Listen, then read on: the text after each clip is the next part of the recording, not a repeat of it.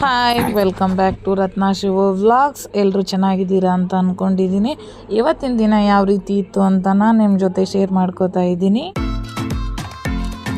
ಬೆಳಗ್ಗೆ ಬೇಗನೆ ಎದ್ದು ಗ್ಯಾಸನ್ನೆಲ್ಲ ಒರೆಸಿ ಹೆಸರು ಕಾಳನ್ನು ಹಾಕ್ತಾ ಇದ್ದೀನಿ ನಾನು ಪಲ್ಯಕ್ಕೆ. ಇವತ್ತು ನಮ್ಮ ಮನೆಯಲ್ಲಿ ಹೆಸರು ಕಾಳು ಪಲ್ಯ, ಸಬ್ಬೆ ಸೊಪ್ಪು ಮತ್ತು ಹೆಸರು ಕಾಳನ್ನು ಹಾಕಿ ಪಲ್ಯನ ಮಾಡ್ತಾ ಇದ್ದೀನಿ. ಇಲ್ಲಿ ಹೆಸರು ಕಾಳನ್ನು ಕುದಿಲಿಕ್ಕೆ ಇಡ್ತಾ ಇದ್ದೀನಿ.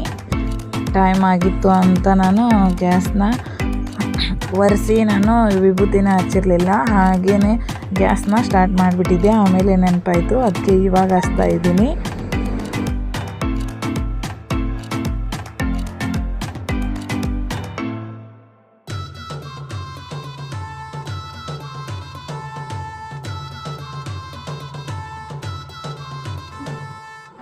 ನಾನಿಲ್ಲಿ ರಾಗಿ ಮಾಲ್ಟ್ ಮಾಡಲಿಕ್ಕೆ ಹಾಲನ್ನು ಕಾಯಲಿಕ್ಕೆ ಇಟ್ಟಿದ್ದೀನಿ. ನಮ್ಮ ಹುಡುಗರಿಗೆ ದಿನ ಬೆಳಗ್ಗೆ ಹುಡುಗರಿಗೆ ರಾಗಿ ಮಾಲ್ಟನ್ನು ಮಾಡಿಕೊಡೋದ್ರಿಂದ ತುಂಬಾ ಆರೋಗ್ಯಕ್ಕೆ ಒಳ್ಳೆಯದು. ಈ ರಾಗಿ ಅಂಬಲಿ ಎಷ್ಟು ಆರೋಗ್ಯಕ್ಕೆ ಒಳ್ಳೆಯದು ಅಂದರೆ ನಮ್ಮ ಎಲುಬುಗಳು ಗಟ್ಟಿಯಾಗ್ತವೆ. ಹಿಟ್ಟಮ್ ತಿಂದಮ್ ಬೆಟ್ಟಮ್ ಕಿತ್ತಿಟ್ಟಮ್ ಅಂತ ಹಿಂದಿನವರು ಗಾದೆನೇ ಇದೆ. ಅದಕ್ಕೆ ದಿನ ಬೆಳಗ್ಗೆ ಮಕ್ಕಳಿಗೆ ಈ ರಾಗಿ ಅಂಬಲಿ ಮಾಡಿಕೊಡೋದ್ರಿಂದ ತುಂಬಾ ಆರೋಗ್ಯ ಚೆನ್ನಾಗಿರುತ್ತೆ. ನೆಕ್ಸ್ಟ್ ನಾನಿಲ್ಲಿ ರೊಟ್ಟಿ ಮಾಡಲಿಕ್ಕೆ ಜಿಗಿಟ್ಗೆ ನೀರು ಇಟ್ಟಿದ್ದೀನಿ. ನೀರು ಕಾದಿದೆ, ಜಿಗಿಟ್ ಮಾಡ್ಕೋತಾ ಇದ್ದೀನಿ.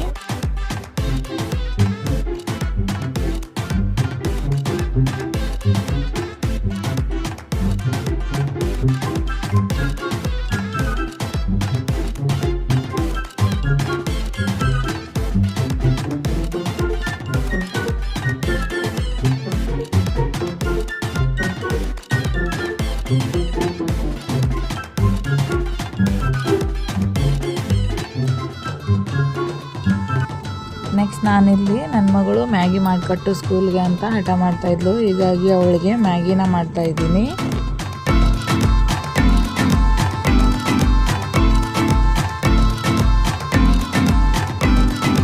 ಹೀಗೆ ಸಿಂಪಲ್ಲಾಗಿ ನೀರು ಹಾಕಿ ಮ್ಯಾಗಿನ ಮಾಡಿದರೆ ಚೆನ್ನಾಗಿರಲ್ಲ ಅಂತ ಮೊದಲು ನಾನು ಮ್ಯಾಗಿನ ನೀರಲ್ಲಿ ಕುದಿಸ್ಕೊಂಡು ಸೈಡ್ಗೆ ತೆಗೆದುಕೊಂಡು ಅದಕ್ಕೆ ಒಂದು ಒಗ್ಗರಣೆನ ಹಾಕಿದರೆ ತುಂಬಾ ಚೆನ್ನಾಗಿರುತ್ತೆ. ನಾನಿಲ್ಲಿ ಒಗ್ಗರಣೆಯನ್ನು ಕೊಡ್ತಾಯಿದ್ದೀನಿ.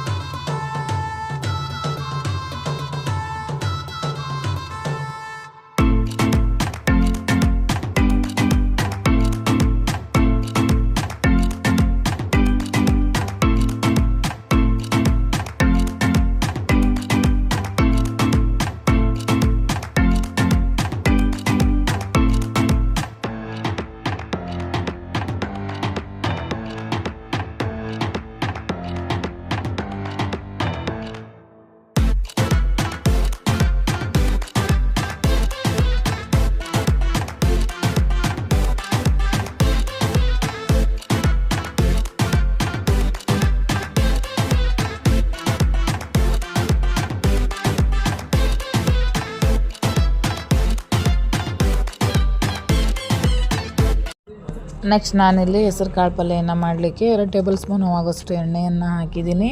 ನೆಕ್ಸ್ಟ್ ಎಣ್ಣೆ ಕಾದಿಂದ ಸಾಸಿವೆ ಜೀರಿಗೆಯನ್ನು ಹಾಕಿ ಹೆಚ್ಚಿಟ್ಕೊಂಡಿರೋ ಈರುಳ್ಳಿ ಮತ್ತು ಅಂದರೆ ಟೊಮೊಟೊಯನ್ನು ಹಾಕಿ ಚೆನ್ನಾಗಿ ಫ್ರೈ ಮಾಡ್ತಾಯಿದ್ದೀನಿ. ನೆಕ್ಸ್ಟ್ ನಾನು ಇದಕ್ಕೆ ಉಪ್ಪನ್ನು ಹಾಕ್ತಾಯಿದ್ದೀನಿ. ನೆಕ್ಸ್ಟ್ ಉಪ್ಪನ್ನು ಹಾಕಿ ನಾವು ಹೆಚ್ಚಿಟ್ಕೊಂಡು ತೊಳ್ಕೊಂಡಿರೋ ಸಬ್ಬೆ ಸೊಪ್ಪನ್ನು ಹಾಕಿ ಚೆನ್ನಾಗಿ ಮಿಕ್ಸ್ ಮಾಡ್ತಾಯಿದ್ದೀವಿ. ಸೊಪ್ಪನ್ನು ಚೆನ್ನಾಗಿ ಬೇಯಿಸ್ಕೋಬೇಕು. ಸ್ವಲ್ಪ ಉಪ್ಪನ್ನು ಹಾಕಿದರೆ ಬೇಗನೆ ಸೊಪ್ಪು ಬೇಯುತ್ತೆ. ಉಪ್ಪು ಮತ್ತು ಅರಿಶಿಣ ಪುಡಿಯನ್ನು ಹಾಕಿ ಬೇಯಿಸಿಟ್ಕೊಂಡಿರೋ ಹೆಸರು ಕಾಳನ್ನು ಹಾಕಿ ಚೆನ್ನಾಗಿ ಮಿಕ್ಸ್ ಮಾಡಬೇಕು. ನಂತರ ಖಾರ ಮತ್ತು ಸ್ವಲ್ಪ ಸಾಂಬಾರು ಪುಡಿಯನ್ನು ಹಾಕಿ ಚೆನ್ನಾಗಿ ಬೇಯಿಸ್ಕೊಂಡ್ರೆ ಪಲ್ಯ ರೆಡಿಯಾಗುತ್ತೆ.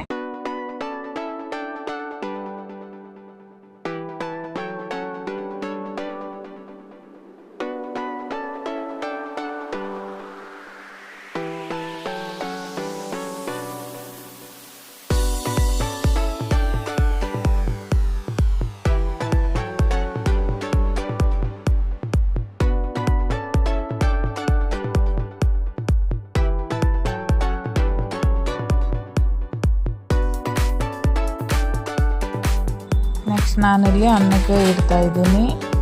ಏನಕ್ಕೆ ಇಟ್ಟೆ ಅಂದರೆ ನೆಕ್ಸ್ಟ್ ಇಲ್ಲಿ ರೊಟ್ಟಿಗೆ ನಾನು ಹಂಚಿಟ್ಟು ಹಿಟ್ಟನ್ನು ನಾದ್ಕೋತಾ ಇದ್ದೀನಿ.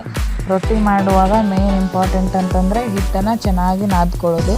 ಇಲ್ಲ ಅಂತಂದರೆ ನಾವು ಅವಸರದಲ್ಲಿ ಬೇಗನೆ ನಾದ್ಕೊಂಡ್ಬಿಟ್ರೆ ರೊಟ್ಟಿ ಎಲ್ಲ ಚೆನ್ನಾಗಿ ಬರಲ್ಲ.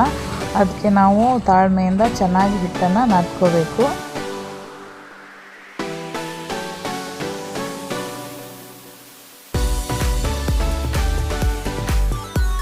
ನೆಕ್ಸ್ಟ್ ನಾನಿಲ್ಲಿ ಆಲೂಗಡ್ಡೆ ಸಾರನ್ನು ಮಾಡಿದರೆ ಆಯಿತು ಅಂತ ಆಲೂಗಡ್ಡೆನ ಕುದಿಲಿಕ್ಕೆ ಇಟ್ಟಿದ್ದೀನಿ. ಈ ಆಲೂಗಡ್ಡೆ ಸಾರು ಮಾಡಲಿಕ್ಕೆ ಆಲೂಗಡ್ಡೆನ ಚೆನ್ನಾಗಿ ಕುದಿಸ್ಕೋಬೇಕು. ನಂತರ ಈರುಳ್ಳಿ ಮತ್ತಂದರೆ ಟೊಮೊಟೊನ ಹೆಚ್ಚಿಟ್ಕೋಬೇಕು. ಈರುಳ್ಳಿ ಟೊಮೆಟೊನ ಎಣ್ಣೆಯಲ್ಲಿ ಕಾಯಕ್ಕಿಟ್ರೆ ಹಾಕಬೇಕು. ಇಲ್ಲಿ ನಾನು ಇನ್ನೂ ಹಂಚು ಕಾದಿರಲಿಲ್ಲ, ಆವಾಗಲೇ ರೊಟ್ಟಿ ಹಾಕಿದ್ದಕ್ಕೆ ಸ್ವಲ್ಪ ಸೈಡ್ಗೆ ಹರಿದಿತ್ತು. ನೆಕ್ಸ್ಟ್ ಇನ್ನೆಲ್ಲ ಚೆನ್ನಾಗಾಯಿತು.